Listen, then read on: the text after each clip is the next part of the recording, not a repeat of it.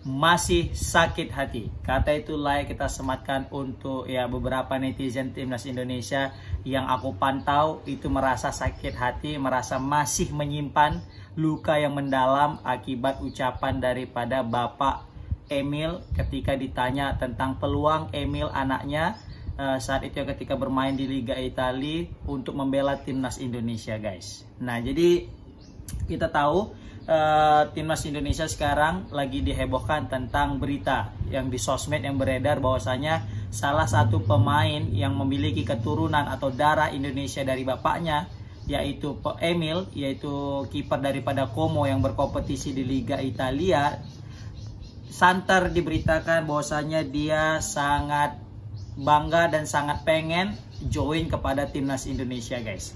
Ini juga dilansir langsung bukti otentik ya, yang mana salah satu warga Indonesia ya yang bernama Agam Aprilo saat itu dia bertemu dengan Bang Emil ya.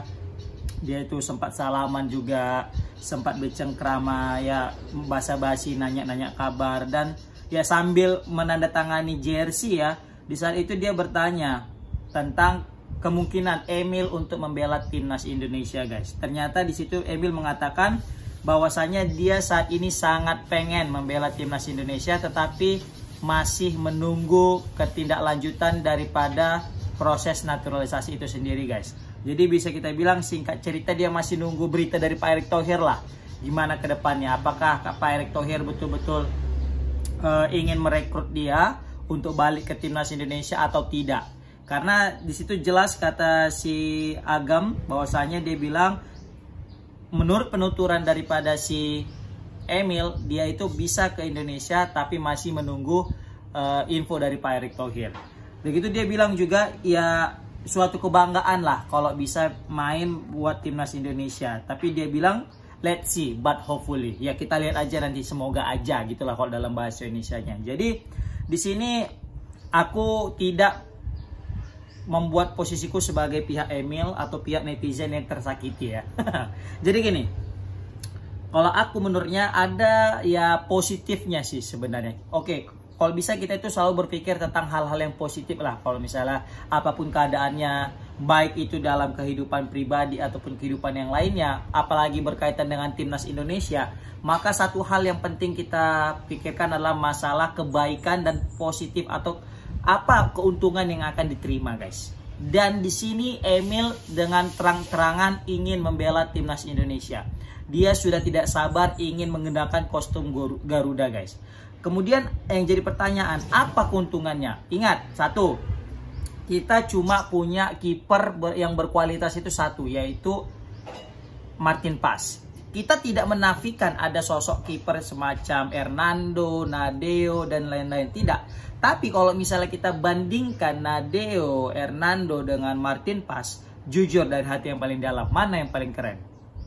Martin Paes kan? Nah itu dia jawabannya. Gap yang ada di antara kiper kita itu sangat jauh bedanya, guys.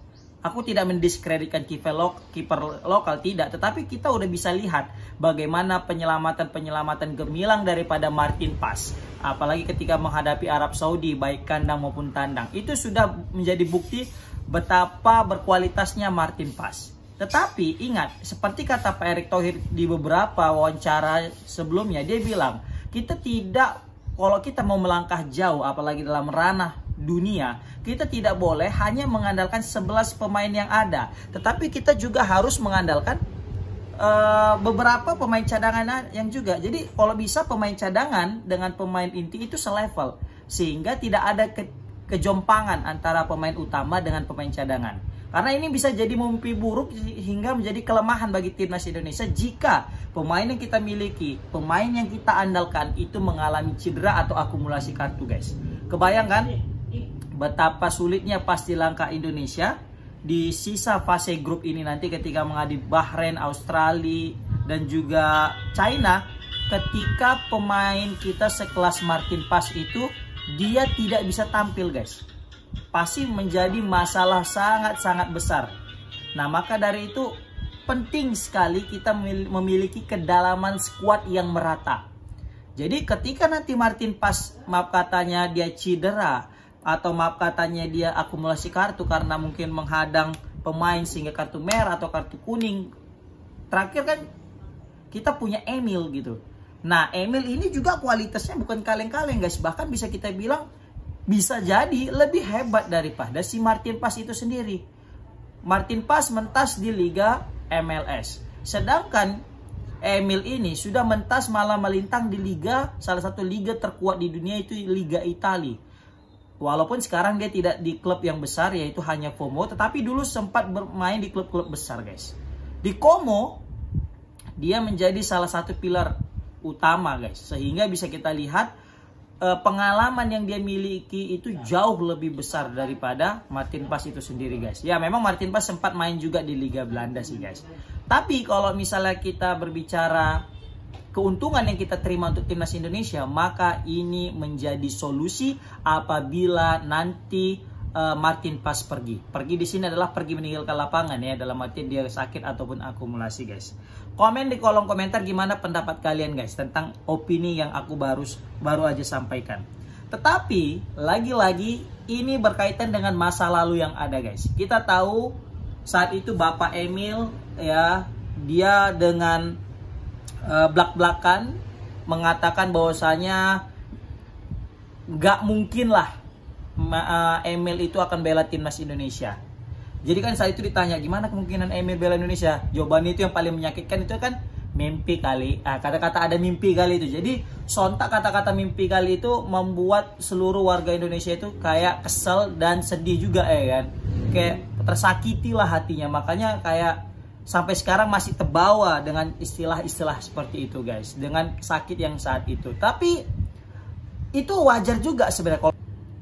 Tapi ya saat itu wajar aja sih kayaknya Bapak Emil ngomong kayak gitu ya kan. Kenapa? Karena memang saat itu PSSI kita juga tidak dalam keadaan baik-baik saja, liga juga tidak baik-baik saja, timnas kita juga apalagi ya kan lagi semeraut. Jadi wajar jika saat itu Bapak Emil itu berpikir secara realistis, ya nggak mungkin lah Emil mau membela timnas Indonesia. Sedangkan timnas Indonesia saat itu jangankan untuk bersaing di AFF ya, jangankan untuk bersaing di Piala Dunia ya, di Piala Asia aja Indonesia itu nggak bisa masuk ke dalam Piala Asia. Gimana ceritanya mau Emil main di situ? Maka dari itu Bapak Emil pengen ya udah Emilnya itu main di Liga Italia, main di Italia ya semoga aja nanti ya bisa masuk Piala Dunia, dia kepilih gitu kan. Tapi apa hendak dikata, kayaknya dia juga nggak dipanggil sama timnas Italia. Jadi untuk saat ini yang paling realistis juga memang Indonesia. Kenapa?